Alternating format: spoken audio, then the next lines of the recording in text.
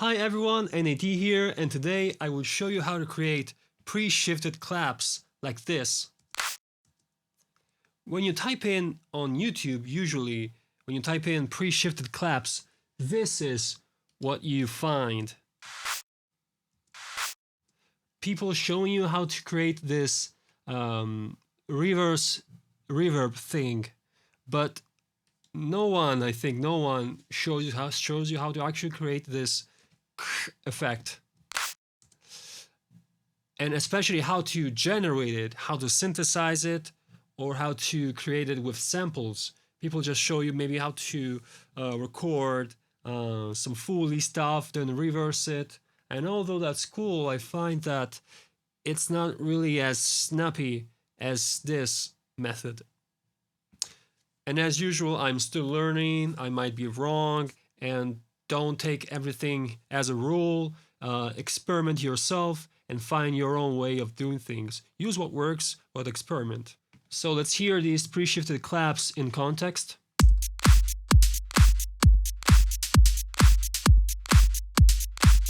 And I have another example here.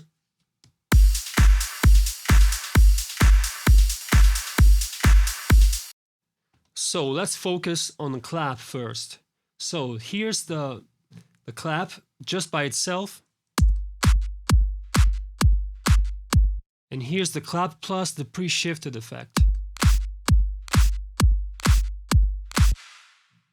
Don't pay attention to this, it's just a sample that I used to make the kick go like. Let's focus on this, the clap. So you choose your clap from your samples and you drop it in your drum rack, okay? And then you put it on the grid with the MIDI note.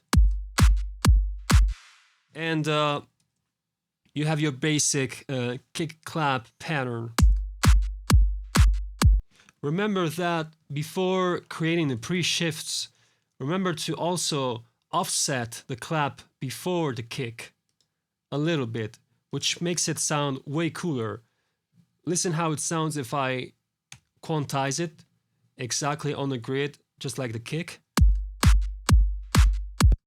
But if I move it a little up ahead of the kick, it slaps in the kick, which is so amazing.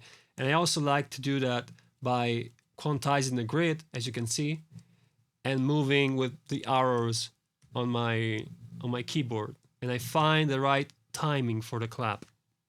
After I've done that, I choose some other clap samples from my library, for example, this one, and drag and drop it into a new pad on my drum rack. And I choose one and I call it shift 1.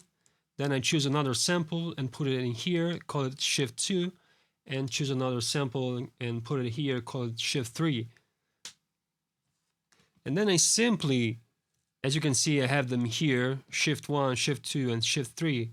And then I simply draw in the notes of these clap samples. They can be clap or percussions, you can experiment. So far I have experimented only with claps or snares.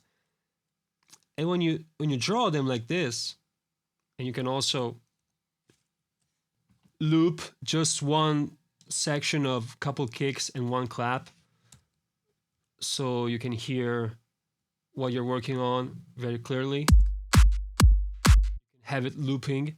So you draw in your shift notes, you make the grid fuller of lines, so you can be very precise to where you place those claps.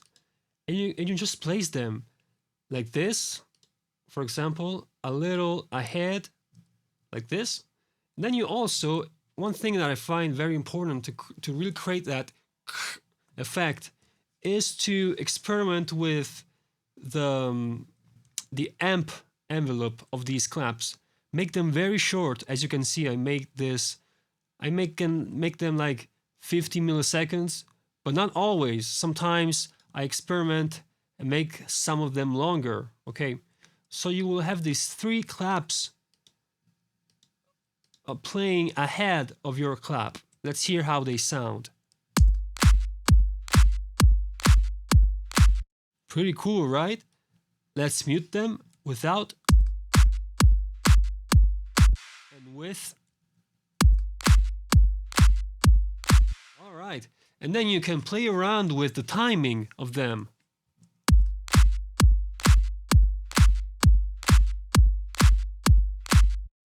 And get different results.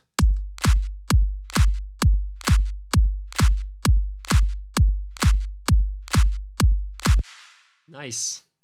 And when you use different samples for the clap and the pre-shifted sounds, you will get different results. And here's another example. I have the kick here, the clap, and the pre-shifted clap.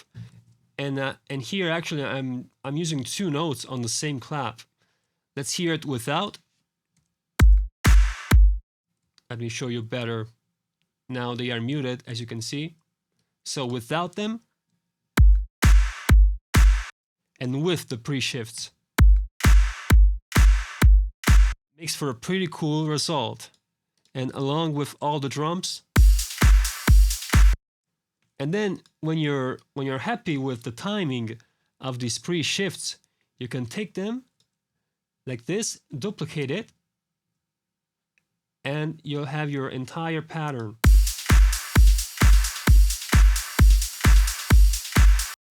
Another thing that makes these pre-shifts sound very cool is this. As you can see, these three pre-shifts, I grouped them together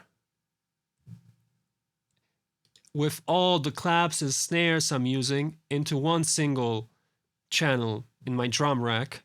And on this channel, I'm using a glue compressor and an OTT. OTT really makes the drums shine, but you have to use it in the right amount, because too much can make them sound weird, and too little, you know, this is how it sounds without. Still cool in all honesty. So it's up to you to experiment. And also sidechaining the clap to the kick, the entire group of the claps plus the pre-shifted claps, makes it sound even cooler. Sometimes. As you can see here, as you can hear, sounded better with the sidechain. While in other drum racks, like this one I showed you before, I didn't have any sidechain on the clap. I'm doing much less on the clap. Almost nothing, as you can see. And also sometimes, again, this is the pre-shift. Oh, sorry. This is the pre-shift. Sometimes also filtering it makes the actual clap slap more. Okay.